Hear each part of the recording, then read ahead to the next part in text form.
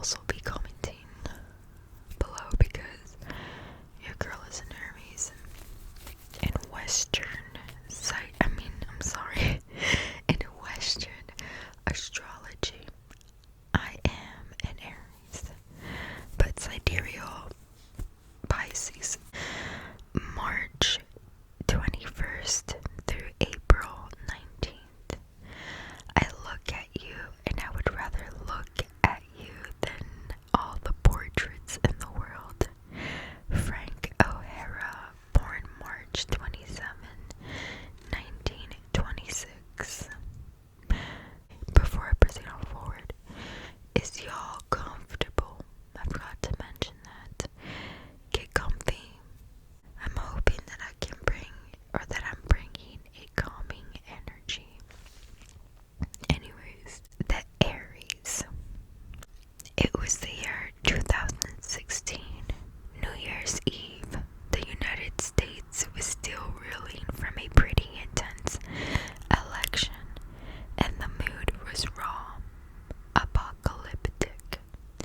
During the ritual New Year's celebration in Times Square, almost everyone was looking for even a momentary distraction.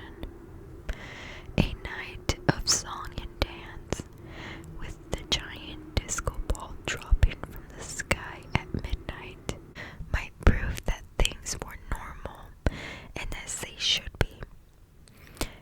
Cue the quintessential Aries, Mariah Carey. Mariah Carey.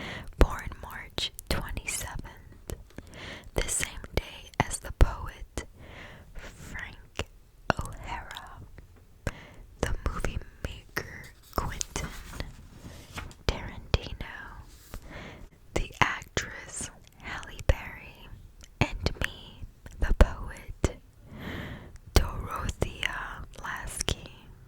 Is it Dorothea? I think it's Dorothea Lasky. Hi. Mariah has been here before.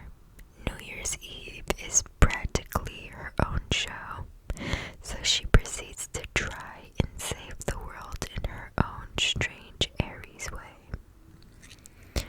As her first song begins, she stands framed in an endless arc of hot male dancers, worshipfully holding these white feathers in the air at odd angles to frame her. Her body was wrapped in a slinky, glittery gold dress. It's just also comforting. But as the opening notes of the Aries apropos song Emotions comes on, Mariah realizes quickly that she can't hear the song in her earpiece. In a flash, she becomes very angry. That is to say, Aries angry, which itself is a mix of immense red flame, ready to scorch anything in its path, and the intense cold blue flame at the center of all fires. Yeah, she's really mad, but she doesn't freeze up the way a Cancer might. Instead, she visibly blames an unseen other for the technical problems. She performs her displeasure into the mic. We don't have a sound check for this song, so we will just sing. It went to number 1, and that's what it is. Oh yes, no Aries would ever miss a chance to let you know something they did was number 1. If it didn't go to number 1, they might tell you it did anyway, because Lord knows, it probably should have. The show goes on, somewhat painfully, as Mariah smiles while seething in anger. But it does still go on. To an Aries, the saying, "the show must go on," has vital meaning in everyday life. An Aries will let you know they're angry, but they will also always perform the way through adversity. Because above all, Aries are great charmers. Even the deadly sparkle of Gemini or the deep seductive power of Scorpio is no match for an Aries in full power. Not even the slick cunning of a Capricorn can stop an Aries with a job to do. As the performance tanks, Mariah thinks of a way to make it better. I am gonna let the audience sing, okay? And she holds her microphone out. We didn't have a sound check, but it's New Year's, baby. So that's okay, you guys. She tells the audience half convincingly with a fiery smile. The terrible performance goes on so insanely long that you have to wonder if there wasn't a vengeful Pisces at the controls. I want a holiday too, she tells the audience at some point, half dancing. Can I not have one?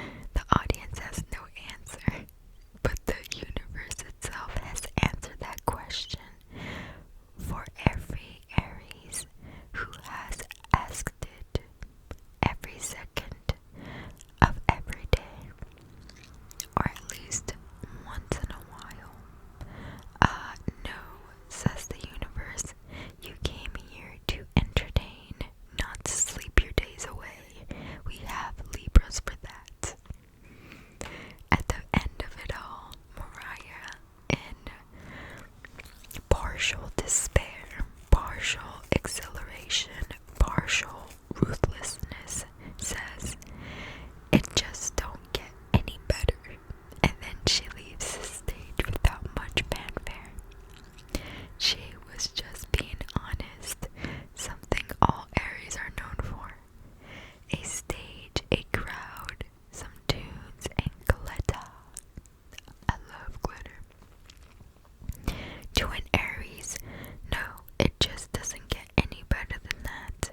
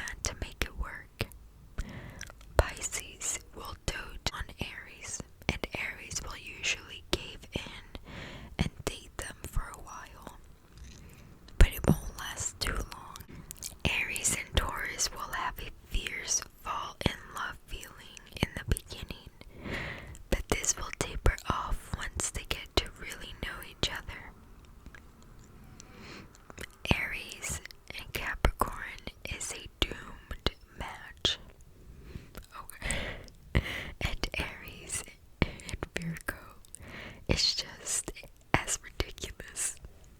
Aries and Cancer have a deep connection, but they will keep squandering opportunities, and eventually the Aries will walk away angrily, and the Cancer will retreat for all eternity.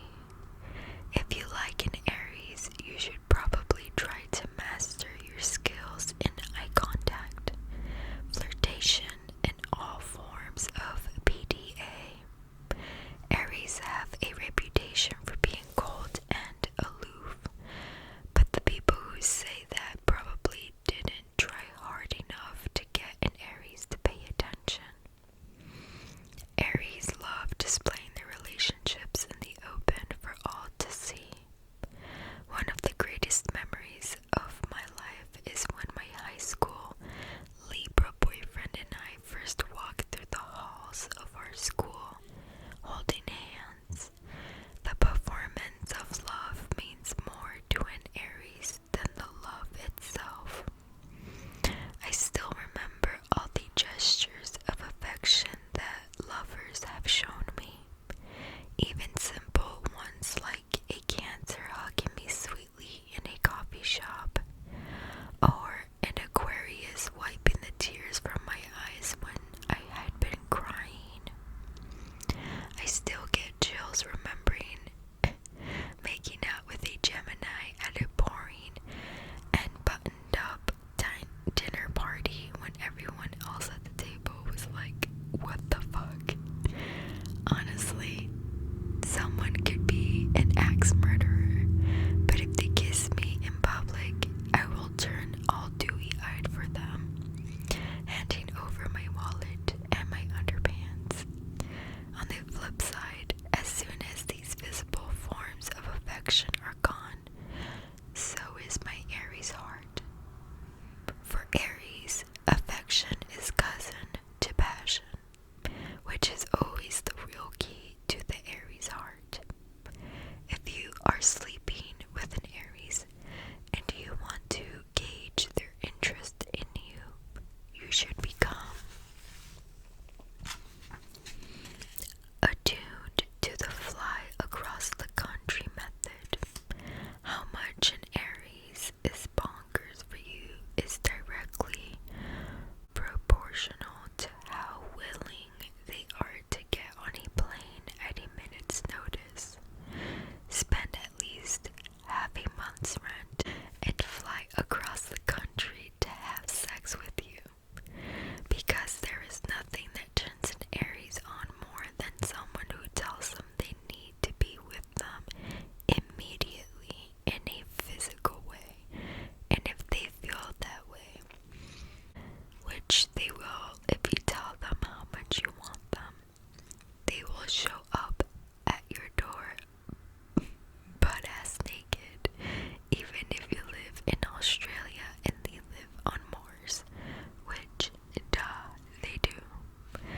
The only other thing that turns an Aries on as much as really disgusting PDA and them getting on a plane to profess their love in the form of 4 days of constant, no holds barred sex in semi-private and definitely public places near where you live is when you get on the plane first.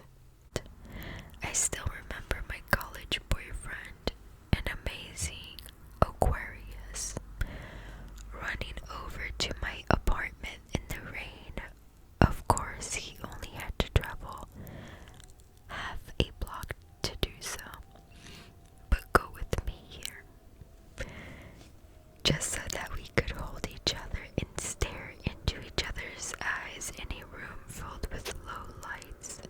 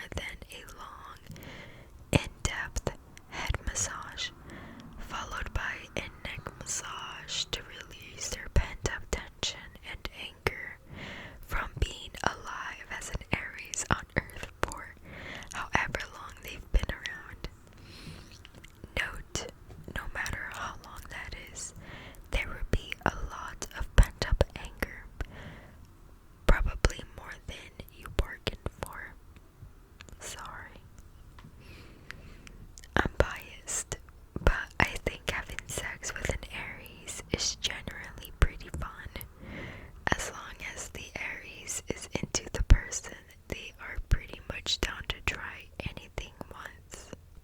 And they love when people are secretly kinky, which is why they love Aquarians so much. They will engage in group sex, but usually only if it's with people they don't know well. If you want your Aries to be open to these sorts of experiences, the best thing you can do is to manage their jealousy. Being in a threesome where their long-term partner seems into the other person more than them is pretty much their biggest fear. Aside from nuclear war and dying in obscurity, but you are going to want to understand their jealous side no matter what you do with an Aries. As an Aries must be your number one at all times, even if you just met them 5 minutes ago, especially then. In the early stages of a relationship, an Aries can be compulsive and will relish in the excitement of having sex multiple times a day over many days with their new person. These displays help their insecurity because the passion can be quantified. On the flip side, if the passion is gone or if you have pissed them off, their body will be like an ice block. If this happens, warming the ice is not impossible. When I am in an ice age with someone, all they need to do to turn things around is to shower me with warmth. If the Aries matters to you, go to them.